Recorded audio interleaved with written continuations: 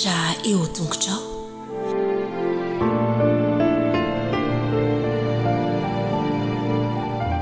Manahoana daholo ny Zaza Bodo?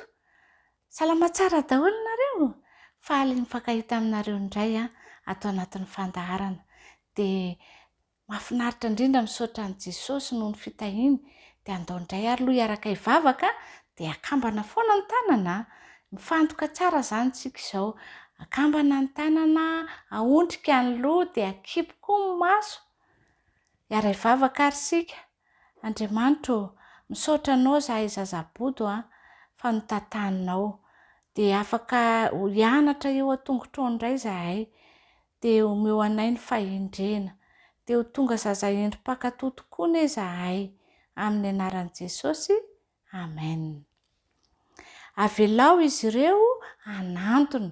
Izay indray ny lohatenin'ny lesona na hoe ny tantara ho arahantsika amin'ity androany ity. Avelao izy ireo anantona. Iza ary izany natenenin'i Jesosy izany? Ny teny natao fitadidy ataontsika tsy ankijery. Dia voasoratra ao amin'ny Lioka 7:20. Avelao ny zaza anantona.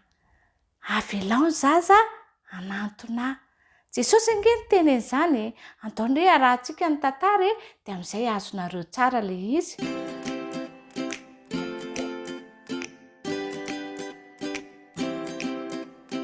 Reny zazalahy kely iray indray andro fa tonga ao an-tanàna Jesosy. Tsy fantany hoe aiza ho aiza izy. Noho izany dia nanontany ny mpifanolo-bodirindrina taminy izy. Reko fa eto an-tanàna Jesosy. Fantatrao ve hoe aiza izy? Tiako mba hivavaka ho an'ny zanako lahy kely mantsy izy. Fangama eto an-tanàna Jesosy ho ilay mpifanolo-bodirindrina taminy nanontany. Andeha hiaraka aminao hitady azy. Noraisy ny zanany vavikely dia iny ireo ray ny mpianakaviana roa ireo nolaza. Andeha niakatra aingana nakany an-tanàna. Nisy ireny mpianakaviana ray hafa nahita azy ireo. Andeha ho aiza nareo? Hoy izy nanontany. Andeha hitady an'i Jesosy izahay. Hoy ilay reny mpianakaviana voalohany. Andao hiaraka aminay. Eny ary fa andeha koa hoy ilay reny mpianakaviana fahatelo. Nantsoiny ireo zanany roa. Andao rakizy andao hijery an'i Jesosy sika. Raha mbola teny an-dalana nandeha aingana ao an-tanàna ireo reny mpianakaviana sy ny zanany. Indre nisy reny mpianakaviana maro hafa niaraka tamin'ny zanany.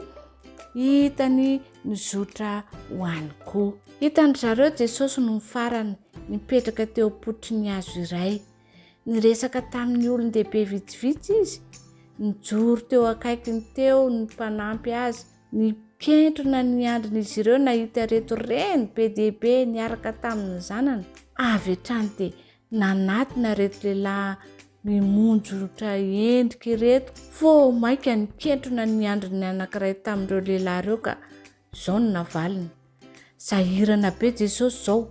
Miverena amin'ny manaraka. Nalahelo tokoa reto reny reto sy ny zanany nandre izany. Niomana ny andeha hody izy ireo nefa tamin'izay fotoan'izay indrindra no nitsangana Jesosy. Niteny tamin'ilay lehilahy mimonjotra endrika. Avelao ny zaza anatonay ary aza rarana. Fa antoazy ny fanjakako. Anisan'ny ankohonako izy ireo.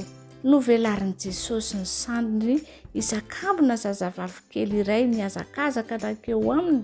Noraisin'ilay zazakely ary nofihininy teo amin'ny tratrany. Fetifety foana teo dia niazakazaka nakeo amin'izy ireo ny ankizy rehetra ireo. Inona hoy nareo ny zavatra nataon'i Jesosy manaraka? Navela niakatra teo am-pofony ireo ankizy ireo. Navela ny ikasika ny tanany sy ny tarehiny.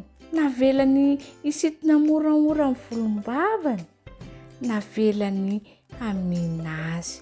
Nitsiky tamin'ireo ankizy ireo Jesosy. Nofihiny sy norohana izy ireo ho setry ny faminana sy ny fanoroana izy ireo azy. Nanao fangalam-pery tamin'ny zazakely izy. Notrotroiny ny zaza tsirairay ary nivavaka ho azy ireo tsirairay izy.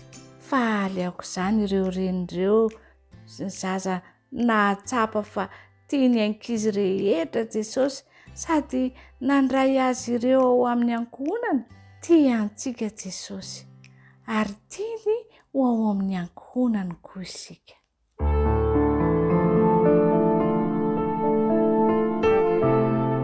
Mianatra eo tongotrao